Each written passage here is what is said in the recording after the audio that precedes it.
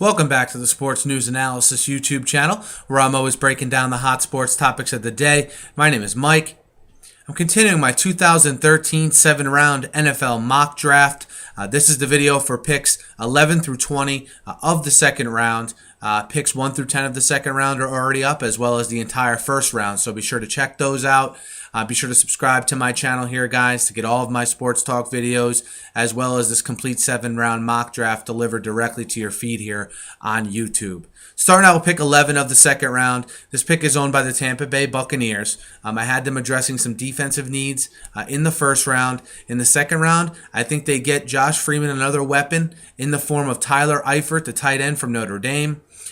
Taking a tight end like Eifert here would give Josh Freeman another big target in the red zone.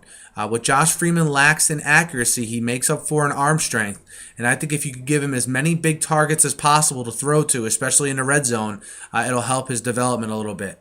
That'll give him Vincent Jackson, Eifert, and Mike Williams there at his disposal. So Tyler Eifert, 11th pick in the second round to the Buccaneers. Pick number 12 belongs to the Carolina Panthers. I have them addressing some offensive needs here as well. I went back and forth here whether they should address their offensive tackle need or a need at wide receiver. I think there's plenty of depth at offensive tackle where they can address it with their next pick. I think they can get tremendous value with a wide receiver here in Robert Woods from Southern Cal. Robert Woods, of course, put up tremendous stats, was a very productive receiver, teaming up with Matt Barkley at Southern Cal. He's a very disciplined route runner. I think he's a perfect young receiver to sort of grow along with Brandon LaFell, to grow with Cam Newton here, as I look for Cam Newton to really come into his own next season. So pick 12, I like Robert Woods to the Panthers. Pick 13 is the Chargers. The Chargers have so many glaring needs on the offensive line. I actually have them going back-to-back picks on the offensive line. I had them taking Lane Johnson, the tackle, in the first round. Here in the second round, I think they followed up with Larry Warford, the guard from Kentucky. In a normal year, you got to remember, guards like Chance Warmack and Jonathan Cooper don't come along every year. In a normal year, a guy like Larry Warford would probably be the top guard available. He's a good player, battle-tested in the SEC, plenty of experience coming out of Kentucky, and I like him as a fit here for the Chargers, another plug-and-play guy. And if the Chargers in the first 2 rounds can leave there with 2 bona fide starters on their offensive line, for minimum the next, 6 or 7 years or so, I think that's, heading in the right direction. Because as I said earlier, I think Phillip Rivers can still be a good quarterback if you get the infrastructure around him. So Larry Warford to the Chargers with their second round pick. The 14th pick of the second round belongs to the Rams. The Rams, I had them going offensive guard, wide receiver in the first round. With their second round pick, they have a very big need at safety. If you watched them last year, their safety Dahl did not cover, no pun intended, but was not what the Rams expected. It's a very big need of theirs. I think Phillip Thomas from Fresno State, who is a bigger safety, he's about 6'1". I think he'll fill that role nicely, and I think he can only be an upgrade from what they had last year. As I said, Dahl was one of the worst safeties in the league. Phillip Thomas from Fresno State to the Rams here at pick number 14 in the second round. Pick 15 of the second round belongs to the Cowboys. This is the 47th pick overall. You saw today they franchised Anthony Spencer.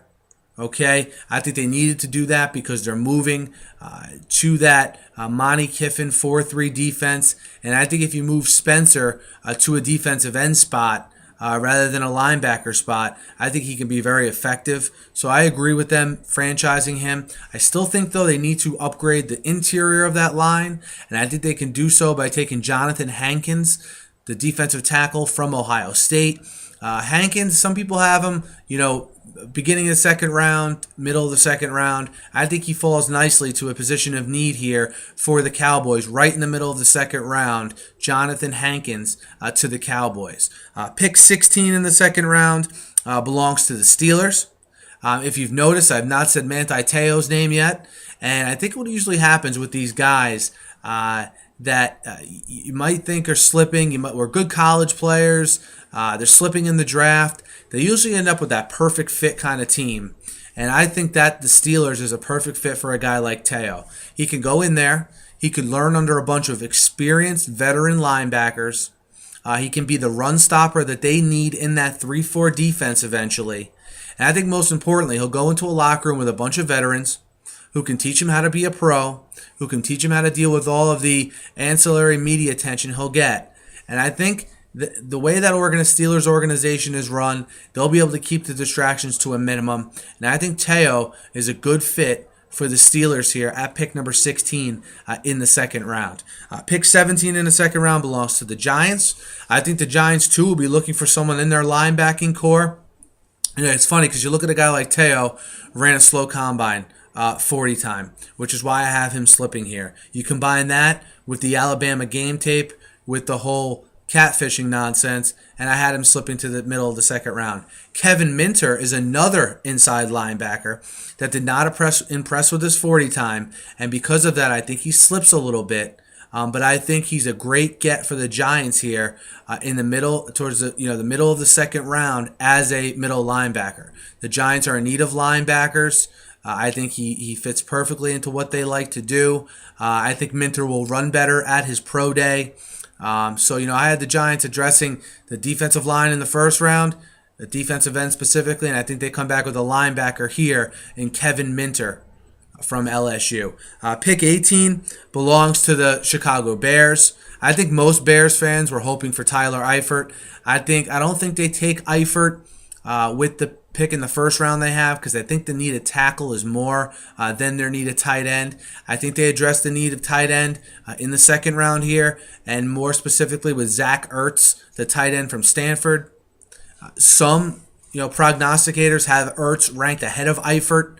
I just happen to think that, I had Eifert going to the Buccaneers. They're going to be looking for more of a, pass-catching first type tight end, while I think Ertz is a true dual threat. I think he's good in the run block, good in the pass catching, and someone that I think can mesh well with Jay Cutler and sort of give them a third option on offense. I think they have Brandon Marshall. I think they'll get a receiver in free agency, and I think you take a guy like Ertz, and all of a sudden, Cutler's got some weapons to throw to, which will hopefully go along with an improved offensive line. But Zach Ertz, the second round pick for the Bears, the tight end from Stanford.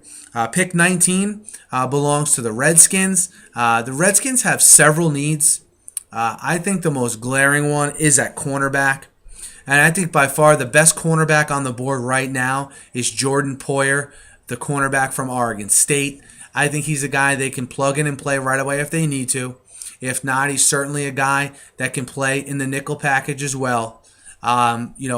Meaning, they don't have to rush him right into the starting lineup, but if they needed him to play right away, I think he could. I think Poyer is the last one of these sort of plug-and-play guys that could play on the outside for you if you need him to in this draft, which is why I think he's a value here at a definite position of need for the Redskins. Their pass defense struggled at times last year, which is why I think this pick makes sense for them here at pick 19 in the second round.